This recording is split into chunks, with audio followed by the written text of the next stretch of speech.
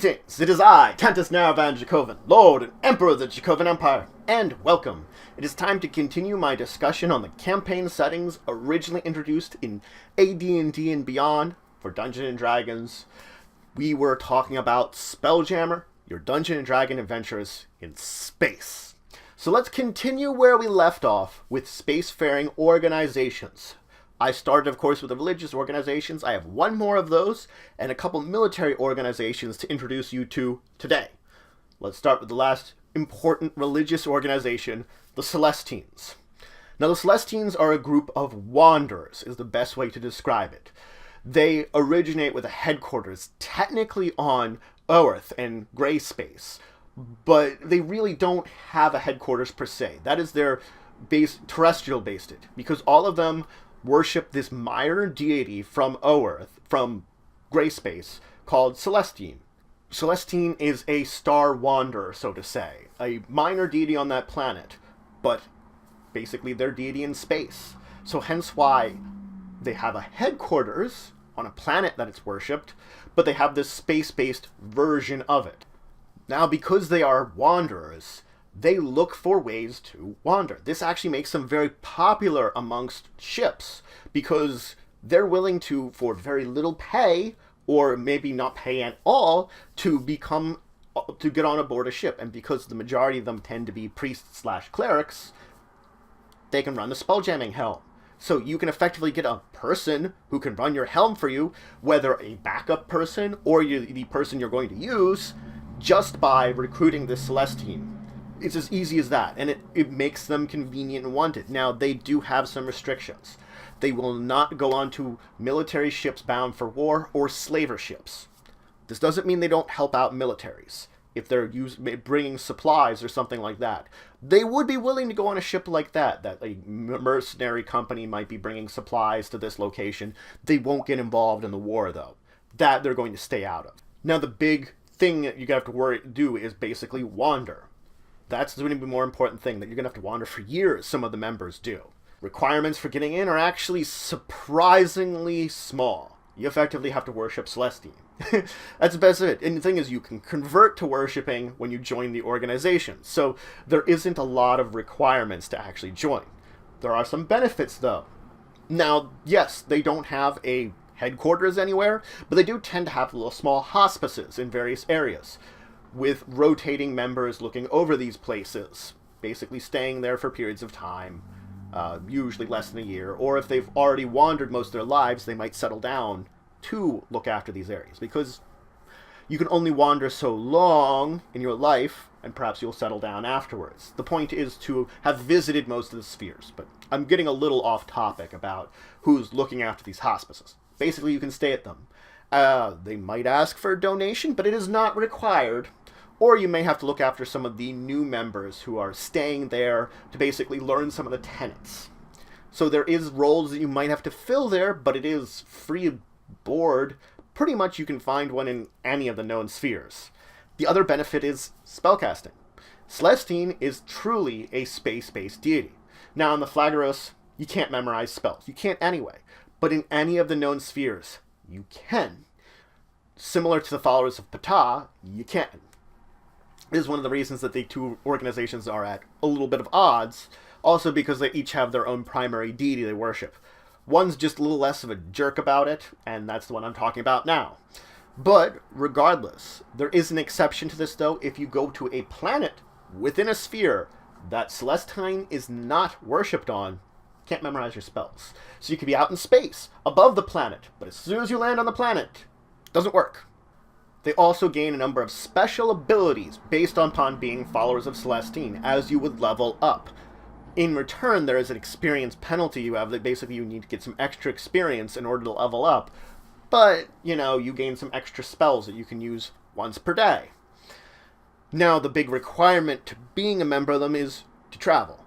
As long as it seems reasonable for you to travel and there are places to explore. About once a year, it is really required that you travel to another sphere. It is looked on in favor that you do this. If you've visited all the known spheres, or you've gone beyond your limits, basically aged out of being able to physically travel, then there could be exceptions to it. But as your young, spry, adventurous type, go out there and see some places. Now let's move on and talk about the military brotherhoods, because this is another important topic. I'm going to start with the Elven Imperial Armada. I've talked about them a little bit in the past. I talked about their headquarters as Lionheart, a group of 11 Armada ships that are sort of linked together. But effectively, they have the purpose of spreading Elven influence throughout the known spheres. Communication is key. They are the masters of communication between all Elven settlements in the known spheres. This is not just space-based elves. They tend to have communications with ground-based elves. This means they run a network of communication, and that is their main purpose that they have.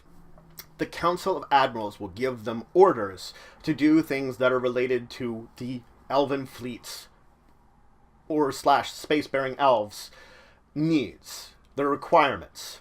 This doesn't mean that they don't interfere with other races, or I should say really help out with other races. They do occasionally, more often than not, if it pertains to Elven needs, Elven influence, then they're going to get into it. The same can be said, though, actually for ground-based elves. They tend to take a step back from them, but if it is seemingly required, they will get involved with ground-based elven politics. It just has to be important enough to bring them in. They're cautious about it. Now, elves are going to be the primary race in this group. They're the only ones that can become officers. Other races can technically join the Imperial Fleet, and some of them, like the Hodose, are welcomed. It's just they are put into positions of deckhands and sailors. They're never going to get a really big position in the fleet. When we talk about allies, of course they're allied with all the basically good-aligned military groups out there, because they tend to be good-aligned. But they do have their own enemies, too. A lot of more dangerous races, anything that causes trouble.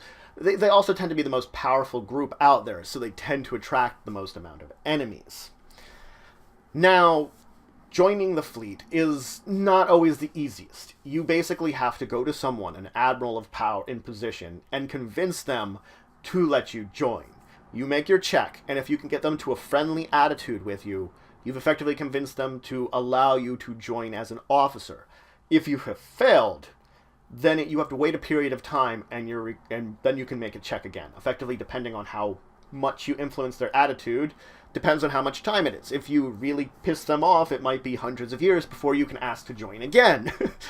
And the thing is, you're not just asking this individual, you're asking the armada, you're asking the entire group. So it's less that you're having a representative of them being the one you're asking. Now, there are some benefits to joining. Of course, you eventually, if you work through the ranks and military commission, you can eventually get to a point in time where you get your own ship, your own crew. And the fact is, you can go wherever you want. You do have to follow orders, though, when they're given to, if some kind of military operation is going on, or you're asked to patrol a certain sector or something like that, or you're supposed to be in a certain sphere, then yeah, you have to follow those orders. Orders are key. It's a military organization. You can't disobey orders. But as long as you keep within those orders, you can pretty much do whatever you want. You might be in gray spaces where they've asked you to basically patrol, but you can visit whatever planet you want or do whatever adventure you want within that gray space while effectively maintaining what you're doing. It is also important to note that there is strict competition for positions, actually. You might think there isn't because the fleet is vast and spread throughout a lot of known spheres. But actually, for important positions, competition occurs very fiercely. Let's talk about the last order I want to talk about today, the Order of the Chalice. They are a company of lawful good warriors with the purpose of effectively snuffing out evil from the universe. That's as best as I can describe it. They don't have a central headquarters, but they have garrisons spread throughout the known sphere, that each of these garrisons is led over by a Grand Knight, a powerful paladin who is effectively put in charge of this area, and then uses the ships and resources they have to patrol the area, exterminating evil wherever they can find it. The main purpose is to exterminate evil from the various planes. Now, they are filled with a lot of zeal, so they tend to rub people the wrong way because of it, but as long as you are good aligned organizations, you usually get along with them. The organization they hate the most, of course, is the Niyogi. They hate the slavers, and the two of them do battle as soon as they would meet each other. They, they really are out for each other. Now, joining isn't easy. It does have a number of requirements. You must be, of course, lawful good. They effectively require for you to be talented and trustworthy. This means you have to be at least 3rd level, lawful good, and get sponsorship from one of the paladins in the order. So not only do you have to have all the other requirements, you have to have sponsorship to join the group. There is no racial bias in the group. They really will take technically any race, but there's this physical ideology based around them. So smaller races like halflings and gnomes tend to have very few, if any, members, because most of the time you lose that chunk of strength. You're not as strong, so they just don't meet those physical requirements that are sort of looked upon as important to be a member of the group. Now, you do get a number of benefits. First and foremost, you can go to one of these garrisons and use its facilities for training. So if there's any kind of training purposes you have, you can go to a garrison and get it. The other big thing is, as an member of the order, you actually are allowed to go adventuring. If you go adventuring with a group, the order will give them supplies to help them out. But the requirement usually is that the order gets a percentage of any treasure gained. It usually represents the adventuring member of the order's share of the treasure, though they usually say like 10% it might be, and the adventuring member might still take a portion of themselves just to make sure they can keep up with equipment or anything if they need to, keep up their personal supply of cash that they might need. The main thing you're required to do is basically an oath of fealty to the garrison, to the Grand Knight in that garrison, the head paladin. You have to give this basically oath of fealty to them when you're becoming a member. This oath transfers in between spheres. They have rules for it so that when you would go to a new sphere, you would meet the Grand Knight that was there and basically transfer your oath over to them when you're exploring the various known spheres. This makes it easy for basically Knights of the Order to travel around to the various known spheres and garrisons that exist. So that's it for today. I introduce you to, of course, one more religious organization, the Celestians. A very loosely grouped order that just sort of wanders the various known spheres and beyond, following the paths of their own deity.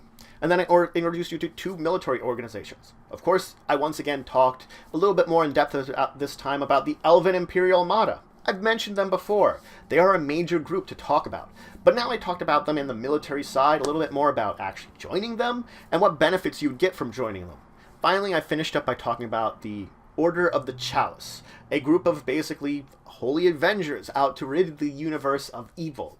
And, of course, this rubs people the wrong way, but if you need an ally, you can probably easily find one in a member of the Order, especially if you're a good person. So, in the next episode, I will continue with military organizations and move beyond there. So if you have any questions, comments, anything you want to say, anything you think I left out, please leave in the comments below. Please like, share, and subscribe. It shows support the channel, the Empire, the work I do. If you want to show some extra support, you can always check out my Patreon. Link to the description below. But regardless, until the next time, I bid you farewell.